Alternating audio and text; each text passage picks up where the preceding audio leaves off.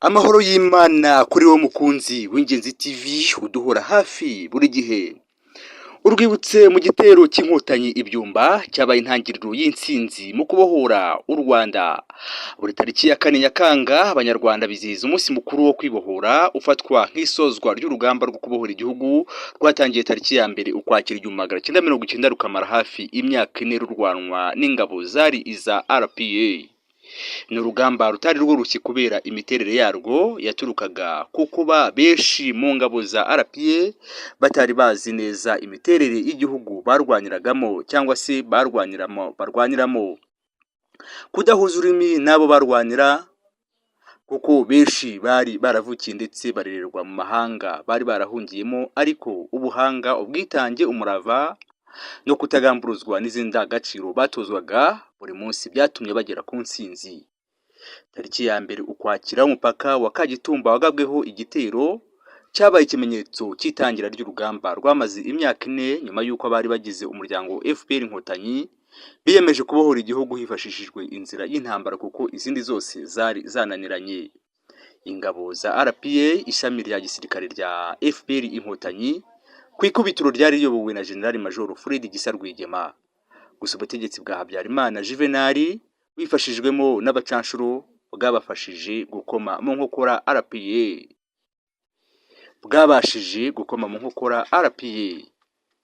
Mu gihe kingana n'iminsi 14 ya mbere y'urugamba, bamwe mu bayobozi bakuru ba RPA barishwe, bitera icyuho gikomeye mu buyobozi ndetse na morali ijya hasi bikomeye ku basirikare hafi ya bose bari basigaye. Perezida Paul Kagame muri icyo gihe wari majoro yahise ajya ku buyobozi, azana uburyo bushya bw'imirwanire n'izindi mpinduka nyinshi. Iyi iracyari Ingenzi TV naho ngiye ndi Studio Habimana. Mu mpinduka zakozwe na Perezida Kagame zarimo imirwanire igezweho yo kwimurira urugamba mu misozi miremire yo mu majyaruguru y'u Rwanda no mu birunga, gushyira hamwe no kugira imyitwarire ihamye ikwiye ingabo zirwanira gutsinda.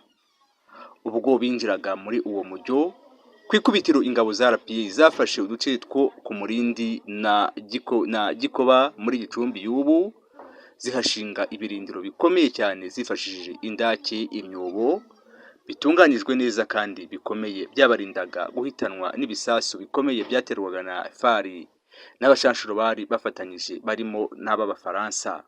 Icyo gihe mu ngabo morali yarazamutse cyane kuko bashoboraga kuganira, bagahabwa n'amabwiriza yabafashaga guhangana n'ibitero bagabwagaho na fari n'abambari bayo, kandi badatakaje aho bari barafashe, biyushye akuya baturutse mu Mutara utaraboroheye na gato.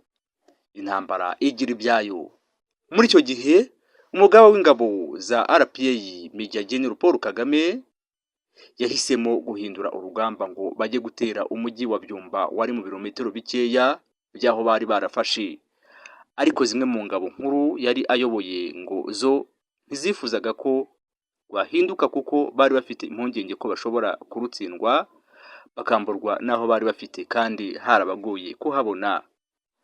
Iyi ni Ingenzi TV, ndakwibutsa gukanda subscribe ndetse no kunzogera kugira ngo ujye ubonera ibyo tukugezaho ku gihe. Ushobora kandi no gukanda like ukatwereka yuko ukunze ibyo tukugezaho, ukaba wanabisangiza bagenzi bawe, ari nako kandi ushobora kuduha ibitekerezo unyuze muri komenti. Dukomeje n'uru rugamba rwo kubohora igihugu.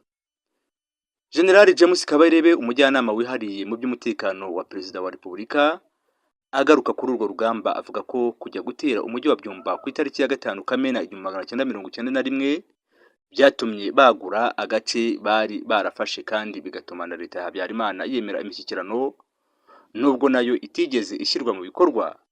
Yagize ati byageze nko mu kwa 5 Perezida Kagame ashaka guhindura urugamba, ashaka kwagura uduce twari dufite, ahamagara ingabo ziyoboye izindi cyangwa se commanders, arababwira ati ahangaha tuhamaze igihe kinini, umwanzi twaramunaniye ariko ntabwo yumva imishyikirano, ntitwaje kuguma hano, tugomba kujya gutera umujyi wa Byumba. Abayobozi baramureba bati afande ntibishoboka, tugiye Byumba turaraswa, Byumba tuyibure, n'iyo myobo yacu tuyibure. Generali Kabarebe akomeza avuga ko gutera Byumba cyari icyemezo cy'umugaba mukuru kandi ko hari n'abatarabyumvaga gutyo bigasaba ko babanza gusobanurirwa. Byabaye igihe cyiza cyo kwerekana ubudatsimburwa bwa RPA. Iyo byagenze gutyo umuyobozi niwe ufata umwanzuro. Icyo gihe Jenerali Majoro Kagame yarabajije ati ese ubundi mwaje gufata Gikoba? Icya kabiri, nimutera Ibyumba Habyarimana arabashaka iki muri iyo myobo? Birumvikana umwanzuro n'uw'umuyobozi. Afande igitero cya Byumba arakiyobora ajyana n'ingabo, natwe imyobo tuyivamo tariki 6 Kamena 1991 dutera umujyi wa Byumba.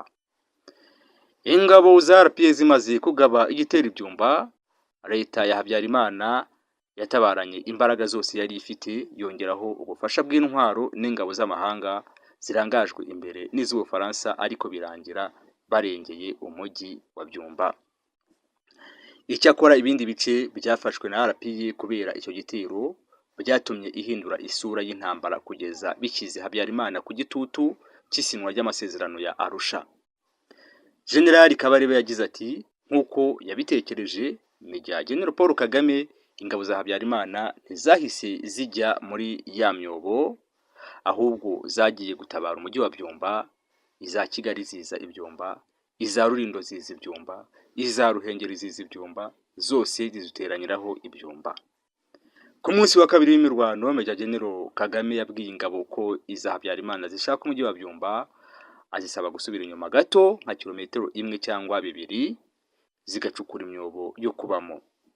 Major General Kagame yagize ati nimubarekera umujyi bararota ko bawufite baradamarara. Ni nako byagenze koko, urumva yabakinnye umutwe. Kugeza icyo gihe ingabo za RPA zari zimaze kongera uduce twa Mukarange na Bubande ku tundi twa Murindi na Gikoba bari barafashe mbere, bibongerera imbaraga. Abanyapolitike ba RPF Inkotanyi bari mu mahanga bahita baza ku Murindi bawuhindura umurwa mukuru wabo. Leta ya Habyarimana yisanga ku gitutu cyo kwemera imishyikirano y'amasezerano ya Arusha. Ingabo za Habyarimana zabifashijwemo n'iz'Abafaransa mu mbabarire, zakomeje kujya zimisha ibisasu binini aho iza RPA zari zarigaruriye, ariko kubera uburyo zari zaracukuye imyobo zikayitinda mu buryo bukomeye, ntacyo ibyo bisasu byakoze. Habyarimana yemeye kugana inzira y'ibiganiro biganisha ku masezerano ya Arusha kugeza ubwo yasinyaga, ariko akayita ko ari ibipapuro bishobora no gucibwa isaha iyo ari yo yose. Ku rundi ruhande, we n'abambari be bakomeza umugambi wo gucura no gukora jenoside yahagaritswe n'ingabo za RPA zikanabohora u Rwanda. Iyi ni Ingenzi TV.